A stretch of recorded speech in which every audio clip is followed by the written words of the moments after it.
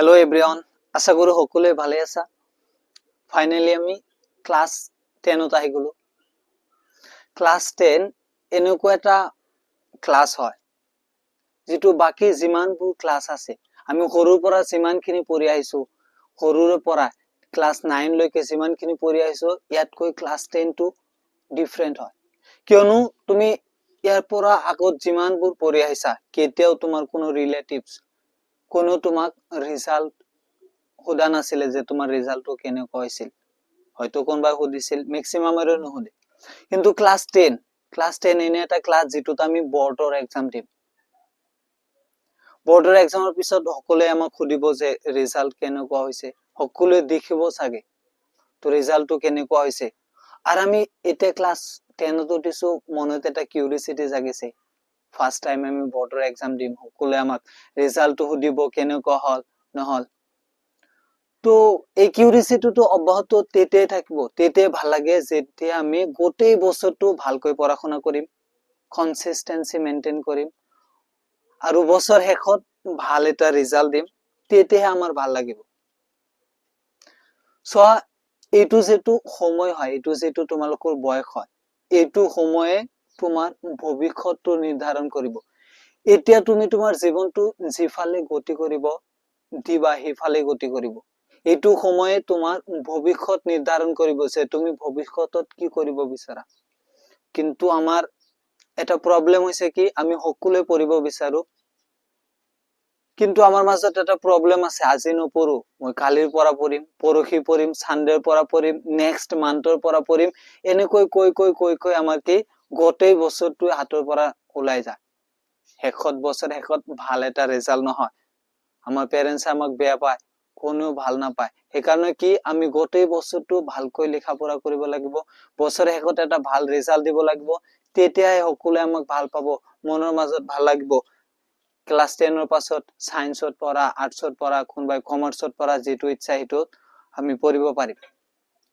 তো আজি আমি ইয়াত লৈছো ক্লাস 10 ৰ প্ৰথমটো চেপ্টাৰ হয় বাস্তৱ সংখ্যা যেটো কোৱা হয় ইংলিছত ৰিয়েল নাম্বাৰ বুলি কোৱা হয় বাস্তৱ সংখ্যা সো অংক বুলি ক'লে অংকৰ নামটো শুনিলে কিছুমান ষ্টুডেন্টৰ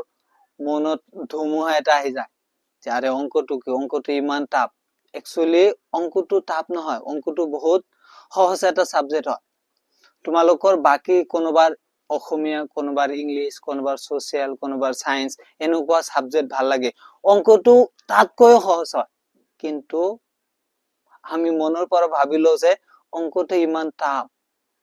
অংকটো মনৰ পৰা ভাবাৰ কাৰণে অংকটো আমাৰ টাফ হৈ যায় আৰু হেতুও নহয় অংক কৰাৰ কিছুমান তৰিকা আছে কিছুমান স্টেপ আছে যদি আমি স্টেপ ওয়াইজ অংকবিলাক কৰো তেতিয়াহে আমাৰ অংকটো সহজ লাগিব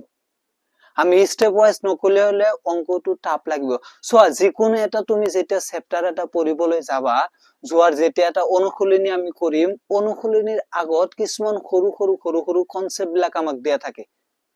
যেতিয়া আমি সৰু কনসেপ্ট বিলাক জানিম তেতিয়া অংকটো সহজ হৈ যাব কিন্তু নকৰো আমি ক্লাছত যেতিয়া যাও আমাৰ স্যাৰে কি কৰে ডাইৰেক্ট অনুশীলনী এটা আৰম্ভ কৰি দিয়ে অনুশীলনী যেতিয়া স্যাৰে ক্লাছত কৰাই দিয়ে তেতিয়াতো আমি বুজি পাও কিন্তু কিছু দিনৰ পাছত সেই অংকটো মই নিজৰ পৰা কৰিব নোৱাৰো কিয় কাৰণ আমাৰ বেসিক কনসেপ্ট খিনি জানা নাই অনুশীলনীৰ আগত যে কিছুমান বেসিক কনসেপ্ট দিয়া থাকে হেতুৰ বিষয়ে আমাৰ অলপ ধাৰণা নাই সেই কাৰণে আমি সেই অংকটো পিছত গৈ টান লাগে আৰু সোৱা অংক এনেকুৱা সাবজেক্ট নহয় যেটো আমি মুখস্থ কৰিব পাৰিম বাকি যিবিলাক সাবজেক্ট আছে এইবোৰ আমি মুখস্থ কৰিব পাৰি কিন্তু অংকটো কেতিয়া আমি মুখস্থ কৰিব নোৱাৰো তো অংক কৰা এটা মূল পদ্ধতি হৈছে তুমি অংকটো যিমান প্ৰেক্টিস কৰিবা যিমান ৰিভাইজ কৰিবা সিমান ভাল লাগিব অংকটো প্ৰেক্টিস বাৰ এটা বস্তু প্ৰেক্টিস কৰিব লাগিব যেতিয়া তুমি এটা অংক 4-5 বাৰ কৈ প্ৰেক্টিস কৰিবা ৰিভাইজ কৰিবা তেতিয়া অংকটো আমাৰ মুখস্থৰ নিচিনা হৈ যাব তেতিয়া অংকটো ভাল লাগিব কিন্তু আমি হেতু নকৰো যেটো আমাৰ ক্লাছত এবাৰ কৰাই দিয়ে কয় হেতু টাফ ঘৰত আহি কেতিয়া প্ৰেক্টিস নকৰো নহয় যেটো অংক কৰাবো আমাৰ ক্লাছত কৰাবো আমি কৰিম হেতু বাৰ প্ৰেক্টিস এদিন দুদিন পিছত আমি হেতু প্ৰেক্টিস কৰিম যিমান প্ৰেক্টিস কৰিম অংক হিমান ভাল লাগিব যিমান প্ৰেক্টিস কৰিম অংকটো হিমান সহজ হৈ যাব তো ঠিক আছে জ্ঞান তো বহুত দি দিলো এতিয়া আমি সাবজেক্টত আহছো আমি ক্লাস 10 ৰ প্ৰথমটো চেপ্টাৰ হয় ক্লাস 10 ৰ প্ৰথমটো চেপ্টাৰ কি বাস্তৱ সংখ্যা যেটো ইংলিছত কি বুলি কোৱা হয় ৰিয়েল নাম্বাৰ আমি ক্লাস 9 ৰ প্ৰথমটো যেটো চেপ্টাৰ আছিল সংখ্যা প্ৰণালী বুলি এটা চেপ্টাৰ আছিল নাম্বাৰ সিস্টেম তাত আমি ভালকৈ সংখ্যাৰ বিষয় জানিছিলো কিন্তু ইয়াতো এইটো চেপ্টাৰ কৰাৰ কাৰণে আমাৰ এই সংখ্যা প্ৰণালীৰ কিছুমান যে বেসিক কিছুমান ধাৰণা লাগিব কিছুমান সংজ্ঞাৰ আমাৰ প্ৰয়োজন আছে এটা কোনবাই কবা স্যাৰ ক্লাস 9 ত কি পঢ়িছিল হেতু ধৰণা মনত আছে চিন্তা কৰিব নালাগে মই সকলোখিনি যিমান বেসিক বিলাক আছে মই সকলো বেসিক খিনি লগত লৈ যাম সো বাস্তৱ সংখ্যা ৰিয়েল নাম্বাৰ বাস্তৱ সংখ্যা বুলি ক'লে কি কয় সো যেতিয়া আমি গণিতত চাও গণিত যদি আমি চকু বন্ধ কৰো কিমান সংখ্যা আছে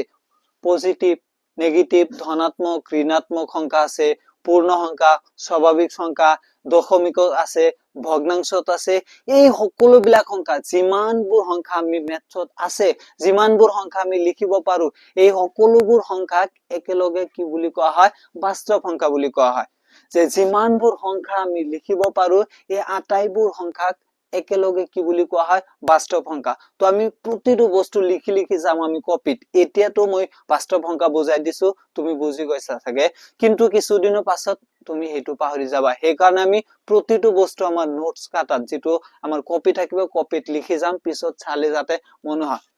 সো আমি এতিয়া লিখিম যে বাস্তৱ সংখ্যানো কি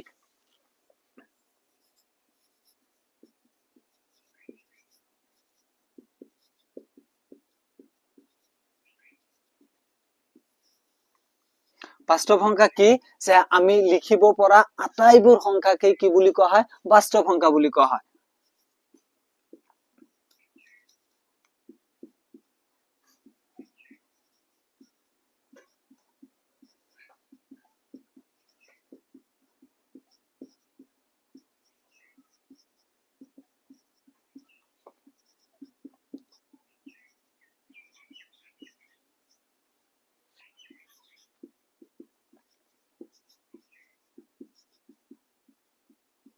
আমি যেতিয়া বৰ্ডৰ পৰা অলপ আঁতৰি যাম তোমালোকে ভিডিওটো পজ কৰি নোটস খিনি কৰি লবা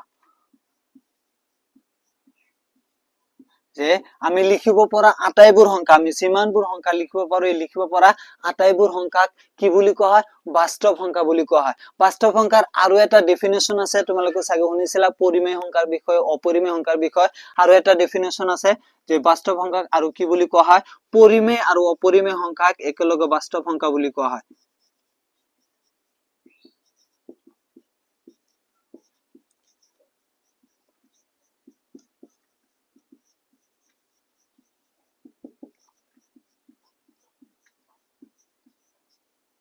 সংখ্যাক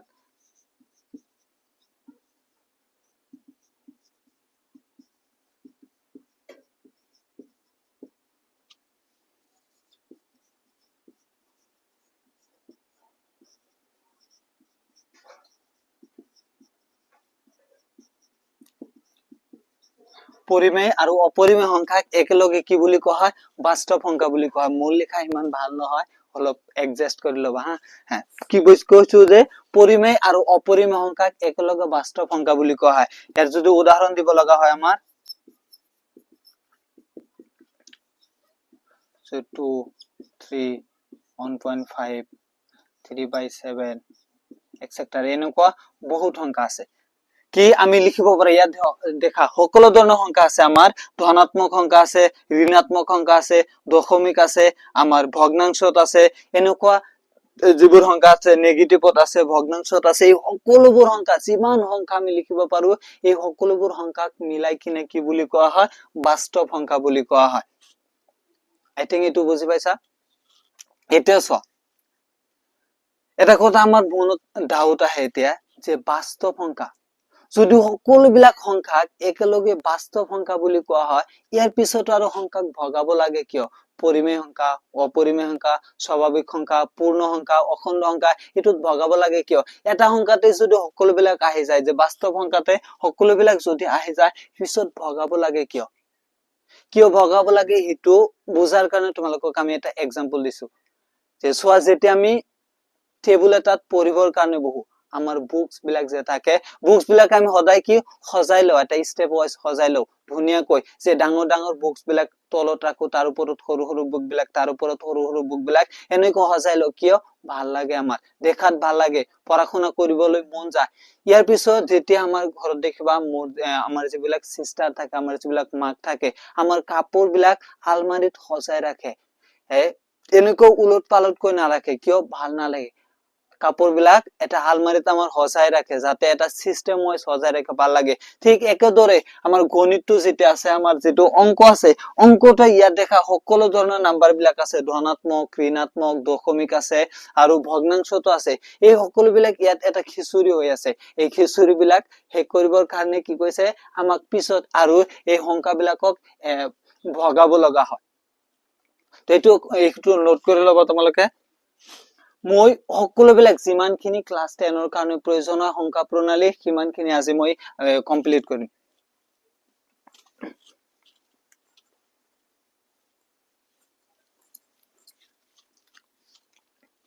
ইয়াৰ পিছত আমি চাম যে স্বাভাৱিক সংখ্যা কি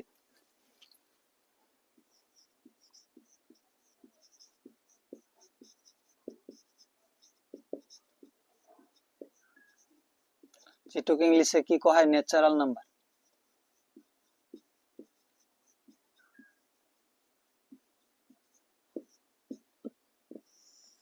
স্বাভাৱিক সংখ্যা কি কোনোবাই ভাবি আছে যে এটো তো ক্লাস 10 ৰ সিলেবাসত নাই ডাইৰেক্ট উল্লেখ নাই কিন্তু এবিলাকৰ আমাৰ প্ৰয়োজন আছে আগত যেতিয়া আমি অংক কৰিম এবিলাকৰ বহুত প্ৰয়োজন আছে ক্লাস 10 ত এই কাৰণে দিয়া নাই যে যিসকলে বুকস বনাইছে তেওঁলোকে কৈছে যে ক্লাস 9 ত তো পঢ়ি আহিছে এই কাৰণে এটো দিয়া নাই কিন্তু আমি 9 ত যিবিলাক পঢ়ি আহিছো এটো তো পাহৰি গৈছো এই কাৰণে ইয়াত আকৌ এবাৰ আমি ভালকৈ পঢ়ি লওঁ অলপ সময় লাগিব বেছি সময় নালাগে অলপ সময়তে আমি গোটেইখিনি কভাৰ কৰি লম এতিয়া দেখা স্বাভাৱিক সংখ্যা কি স্বাভাৱিক সংখ্যা পঢ়িছিল না যে যিবোৰ সংখ্যা 1 ৰ পৰা স্টাৰ্ট হয় যিবোৰ সংখ্যা 1 ৰ পৰা স্টাৰ্ট হয় 1 2 3 4 5 6 এনেকৈ অসীমলৈকে যায় যিবোৰ সংখ্যা কি 1 ৰ পৰা স্টাৰ্ট হয় এইবোৰ সংখ্যা কি বুলি কোৱা হয় স্বাভাৱিক সংখ্যা যিবোৰ সংখ্যা 1 ৰ পৰা স্টাৰ্ট হয় এইবোৰ সংখ্যা কি বুলি কোৱা হয় স্বাভাৱিক সংখ্যা ইয়াৰ পিছত আমি চাম পূৰ্ণ সংখ্যা কি নোটস খিনি কৰি লবা পূৰ্ণ সংখ্যাক যেটো ইংলিশত কি বুলি কোৱা হয় হোল নাম্বাৰ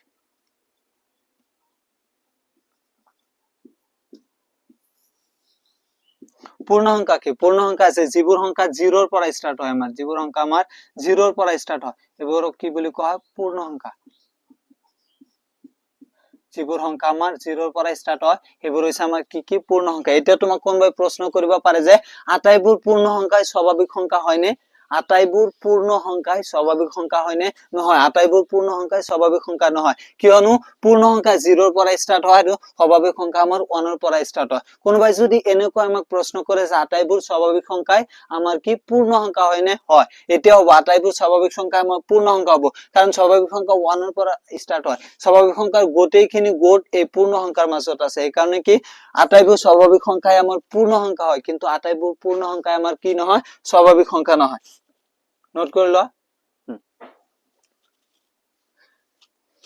ইয়াৰ পাছত আমি চাম পৰিমেয় সংখ্যা কাক কয় পৰিমেয়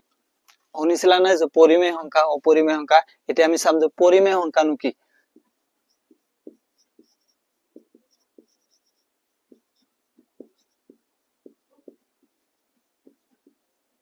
ইংলিশত যেটো কোৱা হয় ৰেশনাল নাম্বাৰ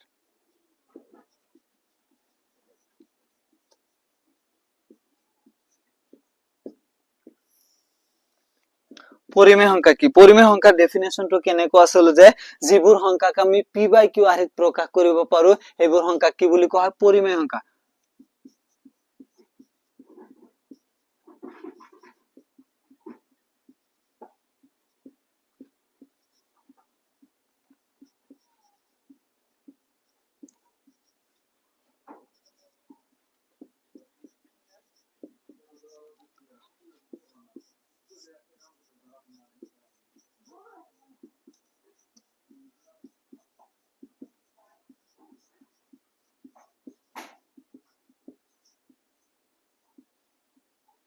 যিবোৰ সংখ্যাক আমি p by q আৰ্হিত প্ৰকাশ কৰিব পাৰো যত কি আছে যত q not is equal to 0 তাক কি বুলি কোৱা হয় পৰিমেয় সংখ্যা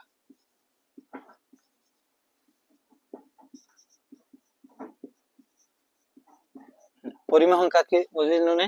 যে যিবোৰ সংখ্যাক আমি p by q r হিত প্ৰকাশ কৰিব পাৰো যিবোৰ সংখ্যাক আমি p by q r হিত প্ৰকাশ কৰিব পাৰো যত q যেটো তলত যেটো আমাৰ হৰ থাকে হৰটো কেতিয়া 0 হ'ব নোৱাৰে যেটো q not is equal to 0 সেইবোৰ সংখ্যাক আমি কি বুলি কোৱা হয় পৰিমেয় সংখ্যা বুলি কোৱা হয়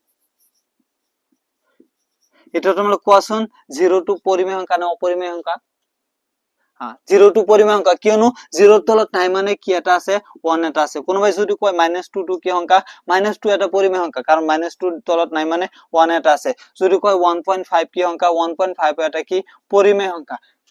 যদি কয় 2/3 এইটো এটা পৰিমেয় সংখ্যা এটো p by q r হেত অলৰেডি প্ৰকাশ আছে 0 তলত নাই মানে 1 এটা সদায় থাকে মানে 0 এটা পৰিমেয় সংখ্যা 0 এটা কি পৰিমেয় সংখ্যা উদাহৰণ হিচাপে আমি বহুত এনেকৈ লিখিব পাৰো যে 0 1 3.5 3.7 এনেদৰে বহুত আছে পৰিমেয় সংখ্যা যিবোৰক আমি p by q r হিত প্ৰকাশ কৰিব পাৰো তাক কি বুলি কোৱা হয় তাক পৰিমেয় সংখ্যা বুলি কোৱা হয় পৰিমেয় সংখ্যাৰ ধাৰণাটো হৈছে নে যিবোৰ সংখ্যাক আমি p by q r হিত প্ৰকাশ কৰিব পাৰো সেইবোৰ সংখ্যাক কি বুলি কোৱা হয় পৰিমেয় সংখ্যা এইবাৰ চাম আমি অপৰিমেয় সংখ্যা কি মই সকলো বস্তুখিনি বোৰ্ডত লিখি থৈ গৈছে এনে যদি বুজাই দিও তুমি বুজি পাবা কিন্তু কিছুদিনৰ পাছত হেতু পাহৰি যাবা এই কাৰণে সকলোখিনি কপিত নোটস কৰি লবা অপৰিমেয় সংখ্যা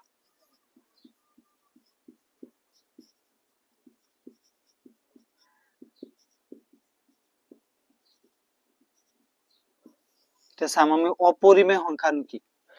পৰিমেয় আৰু অপৰিমেয় সংখ্যা কি অপৰিমেয় সংখ্যাটো পৰিমেয় সংখ্যাৰ একেবাৰে বিপৰীত হয় অপৰিমেয় সংখ্যা পৰিমেয় সংখ্যাটোৰ একেবাৰে বিপৰীত হয় পৰিমেয় সংখ্যা আমি লিখিছিলো যে যিবোৰ সংখ্যাক আমি p by q r হিত প্ৰকাশ কৰিব পাৰো তাক পৰিমেয় সংখ্যা কয় আৰু অপৰিমেয় সংখ্যা কি যিবোৰ সংখ্যাক আমি p by q r হিত প্ৰকাশ কৰিব নোৱাৰো তাক অপৰিমেয় সংখ্যা বুলি কোৱা হয় লিখিম আমি যে যিবোৰ সংখ্যাক আমি p by q r হিত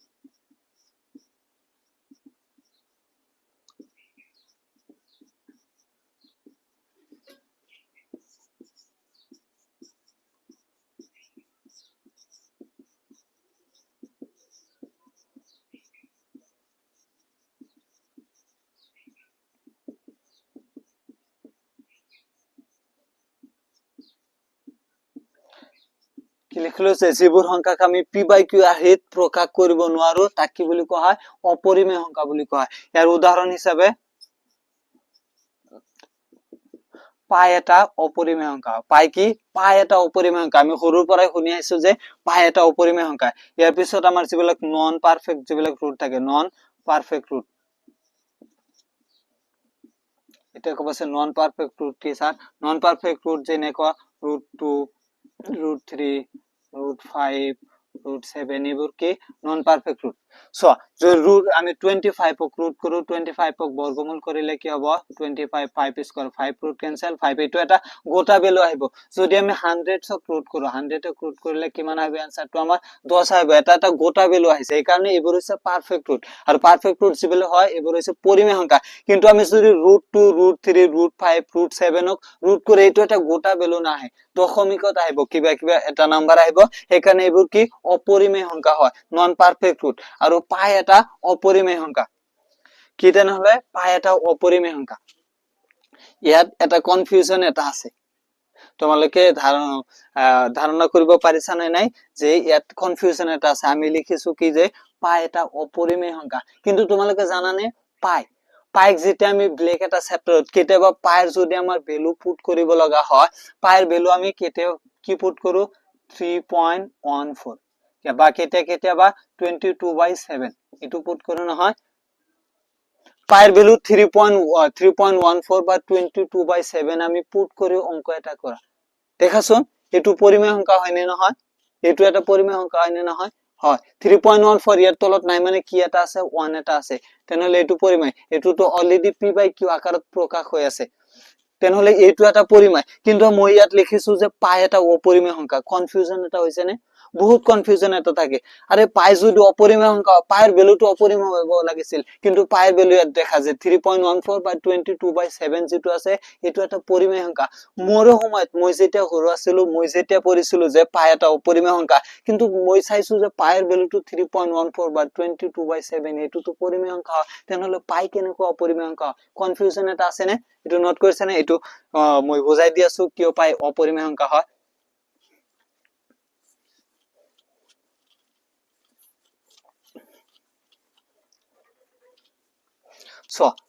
পাইক আমি কি বুলি ধৰি লও? পাই ইজ ইকুয়াল টু যে 3.14 এইটো ধৰি লৈ আমি অংক কৰো, কিন্তু পাইৰ এইটো ভ্যালু নহয়, পাইৰ এইটো এক্সাক্ট ভ্যালু নহয়। এনেকৈ লিখিলে ডাইৰেক্ট এনেকৈ লিখিলে আমাক কাটি দিব, এইটো পাইৰ এক্সাক্ট ভ্যালু নহয়। পাই যদি এনেকৈ লিখিব লাগে, পাই আমি লিখিব পাৰিম যে পাই ইজ ইকুয়াল টু লিখিব পাৰিম যে পাই approximately 3.14। এইটো কারেক্ট, এইটো কারেক্ট হয়, কিন্তু এইটো ভুল। পাই ইজ ইকুয়াল টু 3.14 এইটো নহয়, এইটো পাইৰ এক্সাক্ট ভ্যালু নহয়। পাইৰ এক্সাক্ট ভ্যালু কিমান জানা? যে পাই ইজ ইকুয়াল টু 3.14141414 এনেকৈ যদি আমি গোটেই জীৱন উলাই যাও, পাই ইজ ইকুয়াল টু 3.14 3.144 3.144 এনেকৈ গোটেই জীৱন যদি আমি উলাই যাও, কেতিয়াও শেষ নহয়।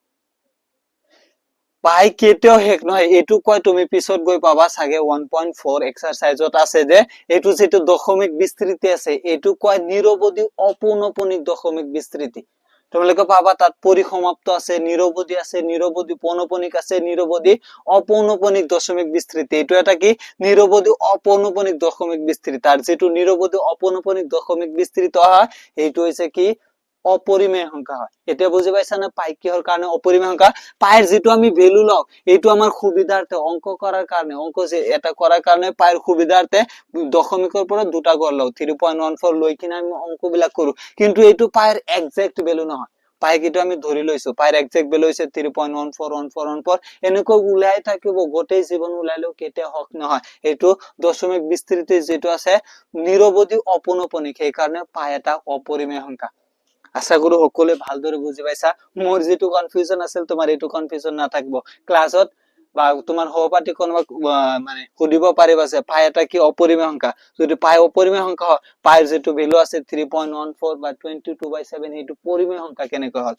সুধি চাবাচোন কোন কিমান জনে পায়।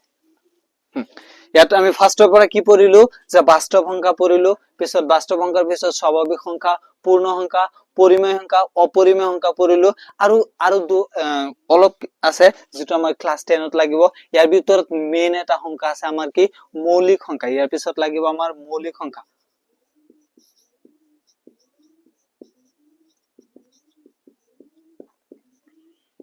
মৌলিক সংখ্যা কি? যেটো ইংলিশে প্ৰাইম নাম্বাৰ বুলি কোৱা হয়।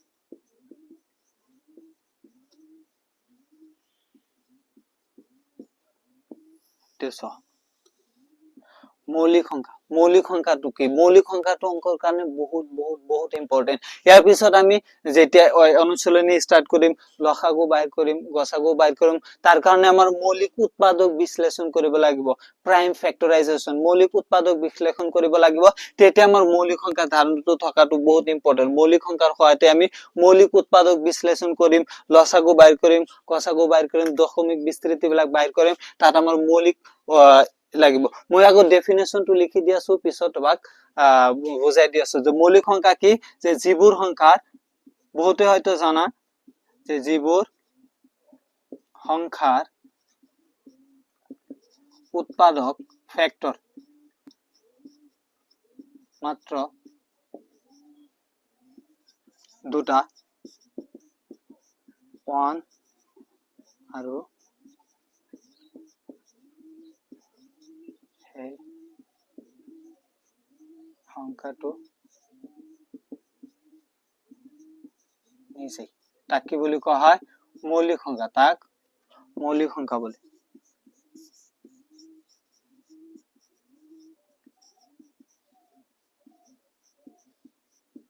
কি লিখিছো যে যিবোৰ সংখ্যাৰ উৎপাদক মাত্ৰ দুটা 1 আৰু সেই সংখ্যাটো নিজেই তাক মৌলিক সংখ্যা বুলি কোৱা হয় এতিয়া উৎপাদক কি উৎপাদক মানে যিটো সহায়ত আমি সেইটো হৰণ কৰিব পাৰো ভাগ কৰিব পাৰো সেইটো উৎপাদক সো এটা एग्जांपल লৈছো 2 2 ৰ এটা উৎপাদক কি আছে 2 ক আমি 1 এৰে হৰণ কৰিব পাৰো আৰু কিৰে হৰণ কৰিব পাৰো 2 ক আমি 2 ৰে হৰণ কৰিব পাৰো এটো দুটাই উৎপাদক 2 ৰ মাত্ৰ দুটাই উৎপাদক 1 আৰু সেই সংখ্যাটো নিজে 2 1 2 ক আমি 1 ৰ সহায়ত হৰণ কৰিব পাৰো ভাগ কৰিব পাৰো আৰু 2 ক 2 ৰ সহায়ত ভাগ কৰিব পাৰো তেনেকৈ সো 5 5 ক আমি এটা 1 ৰ সহায়ত ভাগ কৰিব পাৰো আৰু এটা কি 5 ৰ সহায়ত ভাগ কৰিব পাৰো কিন্তু সো ইয়াত যদি আমি 8 লও এটো কেটা উৎপাদক হ'ব এটোক আমি এটা 1 ৰ সহায়ত ভাগ কৰিব পাৰি 2 ৰ সহায়ত ভাগ কৰিব পাৰি 4 ৰ সহায়ত ভাগ কৰিব পাৰিম আৰু 8 ৰ সহায়ত ভাগ কৰিব পাৰিম 8 ৰ চাৰিটা উৎপাদক হৈ গেল 8 ৰ 1 2 4 আৰু 8 চাৰিটা উৎপাদক হৈ গেল এই কাৰণে এটো মৌলিক সংখ্যা নহব মৌলিক সংখ্যাৰ ডেফিনেশনটো কি আছিল যিবোৰ সংখ্যাৰ উৎপাদক মাত্ৰ দুটা 1 আৰু সেই সংখ্যাটো নিজেই তাক কি বুলি কোৱা হয় মৌলিক সংখ্যা তো ইয়াৰ 2 ৰ উৎপাদক দুটা এটা 1 আৰু এটা 2 5 ৰ উৎপাদক এটা 1 আৰু এটা 5 নিজেই কিন্তু 8 ৰ উৎপাদক সোয়া 8 আৰু যদি আমি ইয়াত 4 লও 4 ৰ উৎপাদক এটা 1 আছে 4 উৎপাদক 2 আছে 4 উৎপাদক আৰু কি 4 এটা আছে ইয়াও এটাতকৈ দুটাতকৈ বেছি হৈ গল 1 এটা 2 এটা 4 এটা তিন এটা উৎপাদক হৈ গেল তার মানে এটু কি মৌলিক সংখ্যা নহব মৌলিক সংখ্যা কি যিবোৰ সংখ্যাৰ উৎপাদক মাত্ৰ দুটা 1 আৰু সেই সংখ্যাটো নিজেই তাক কি বুলি কোৱা হয় মৌলিক সংখ্যা বুলি কোৱা হয় তেনে তোমালোক ক'ব পাৰিবা না কোনবিলাক মৌলিক সংখ্যা হয় মৌলিক সংখ্যা কোনবোৰ হয় যেনে 2 এটা মৌলিক সংখ্যা 2 3 5 7 পিছত 11 13 17 আৰু কি আছে 17 এৰ পিছত 19 আছে আমাৰ 23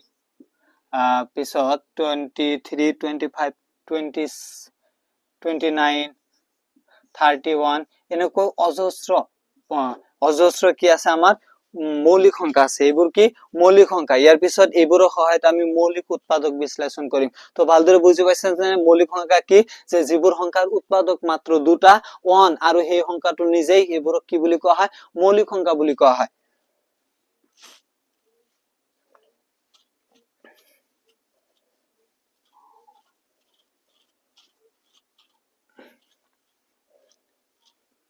ইয়াৰ পিছত আমি আৰু এটা চাম যে সহমৌলিক কি সহমৌলিক সংখ্যা কাক কয় এইটোৰ আমাৰ প্ৰয়োজন আছে যেতিয়া আমি নেক্সটত গৈ এটা 1.3 ছাগে আছে আমাক প্ৰুফ কৰিব ক'ব যে √2 অপৰিমেয় দেখুৱা আছে √2 অপৰিমেয় √3 অপৰিমেয় তাত আমাৰ সহমৌলিকৰ কনসেপ্ট এটা আহিব সেই কাৰণে আমি চাইলো যে সহমৌলিক কি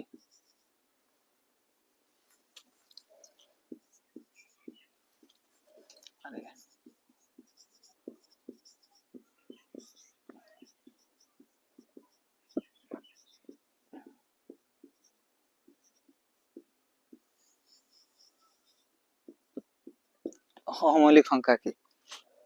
সহমৌলিক মৌলিকৰ নিচিনা সহমৌলিক সংখ্যা কি তো সহমৌলিক সংখ্যাৰ ডেফিনেশনটো এনেকুৱা আছে যিবোৰ সংখ্যাৰ সাধাৰণ উৎপাদক কমন ফ্যাক্টৰ কেৱল এক থাকে যিবোৰ সংখ্যাৰ সাধাৰণ উৎপাদক কমন ফ্যাক্টৰ কেৱল এক থাকে সেইবোৰ সংখ্যা কি বুলি কোৱা হয় যে সহমৌলিক সংখ্যা আমি লিখিলম যে যিবোৰ সংখ্যাৰ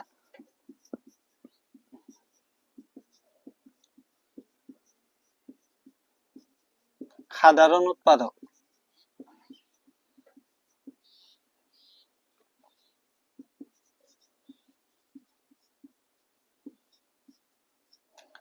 কমন ফ্যাক্টৰ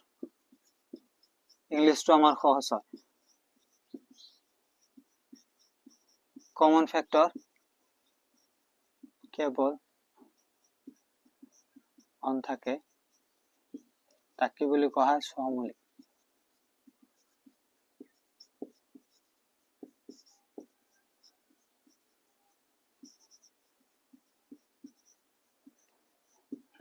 কি লিখিছো যিবোৰ সংখ্যাৰ সাধাৰণ উৎপাদক কমন ফ্যাক্টৰ কেৱল এক থাকে এইবোৰ সংখ্যা কি আমাৰ সহমৌলিক সংখ্যা বুলি কোৱা হয় এক্সাম্পলৰ সহায়ত বুজো ইয়াত আমি দুটা অংক লও এটা হৈছে 2 আৰু এটা 3 2 ৰ সোৱা 2 দুটা উৎপাদক এটা 1 আছে আৰু এটা কি আছে যে 2 আছে 3 এটা উৎপাদক 1 আছে আৰু এটা 3 আছে সো ইয়াত কমন ফ্যাক্টৰ কি আছে ইয়াত দুটাৰ মাজত কমন ফ্যাক্টৰ ইয়াতো 1 আছে ইয়াতো 1 আছে তাৰ মানে কি দুটাৰে কমন ফ্যাক্টৰ যেটো আছে সাধাৰণ উৎপাদক 1 আছে তাৰ মানে 2 আৰু 3 এটা কি সহমৌলিক সংখ্যা তেনেকৈ যদি আমি 5 আৰু 7 টো লও 5 7 এৰ এটা উৎপাদক 1 আৰু এটা উৎপাদক 7 আছে 5 এৰ এটা উৎপাদক 1 আৰু এটা উৎপাদক 5 ইয়াতো সো কমন ফ্যাক্টর যেটো আছে কেবল 1 আছে কমন ফ্যাক্টর তো দুটাতে কমন ফ্যাক্টর যেটো সাধারণ উৎপাদক 1 আছে তার মানে 5 আৰু 7 এটা কি 5 আৰু 7 এটা সহমৌলিক সংখ্যা ইয়াৰ পিছত আমি যদি এনেকৈ এটা লও যে 5 আৰু 10 এই দুটা যদি চাও 5 ৰ দেখবা 5 ৰ এটা উৎপাদক 1 আছে আৰু এটা উৎপাদক আছে 5 10 ৰ এটা উৎপাদক 1 এটা আছে 5 এটা আছে 10 উৎপাদক যে 5 এটা আছে আৰু এটা কি 10 এটা আছে ইয়াত চোৱা কমন ফ্যাক্টৰ যেটো আছে 1 2 কমন আছে আৰু কি কমন আছে 5 ও কমন আছে তো এটা দুটা কমন হৈ গল 1 আৰু 5 দুটা কমন হৈ গল এই কাৰণে 5 আৰু 10 সহমৌলিক সংখ্যা নহয় সহমৌলিক সংখ্যা কোনবোৰ যিবিলাক সাধাৰণ উৎপাদক কমন ফ্যাক্টৰ কেৱল এক এইবোৰক কি বুলি কোৱা হয় যেনে এইবোৰক সহমৌলিক সংখ্যা বুলি কোৱা হয় যেনে এই কেইটামান আমি উদাহৰণ দি দিও যে 2 আৰু 3 এটা কি সহমৌলিক সংখ্যা 5 আৰু 7 পিছত আমি 7 আৰু 11 এবোৰ এটা কি সহমৌলিক সংখ্যাৰ জোট এবোৰ এটা কি আমাৰ সহমৌলিক সংখ্যা তো লিখিলো মই বৰ্ডৰ পৰা আঁতৰি গৈছো লিখিলো তোমালোকে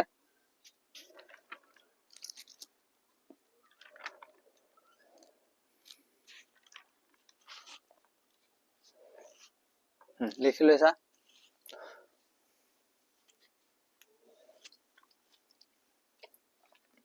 সো এইখিনি আছিল আজি আমাৰ বাস্তৱ সংখ্যাৰ বেসিক এইখিনি আছিল আমাৰ বাস্তৱ সংখ্যাৰ যিবিলাক বেসিক বিলাক আমাৰ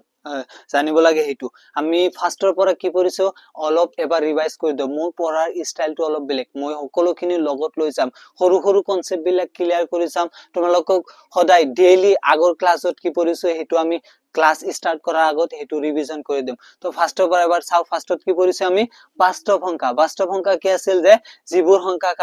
আমি লিখিব পৰা আটাইবোৰ সংখ্যাক কি বুলি কোৱা হয় এটা এটা বাস্তৱ সংখ্যা বুলি কোৱা হয় ইয়াৰ আৰু এটা ডেফিনিশন কি আছিল পৰিমেয় আৰু অপৰিমেয় সংখ্যাক একেলগে কি বুলি কোৱা হয় বাস্তৱ সংখ্যা বুলি কোৱা হয় এৰ পিছত আমি পঢ়িলো কি স্বাভাৱিক সংখ্যা কি ন্যাচাৰাল নাম্বাৰ যে যিবোৰ সংখ্যা 1 ৰ পৰা আৰম্ভ হয় 1 2 3 4 1 ৰ পৰা আৰম্ভ হয় এইবোৰক কি বুলি কোৱা হয়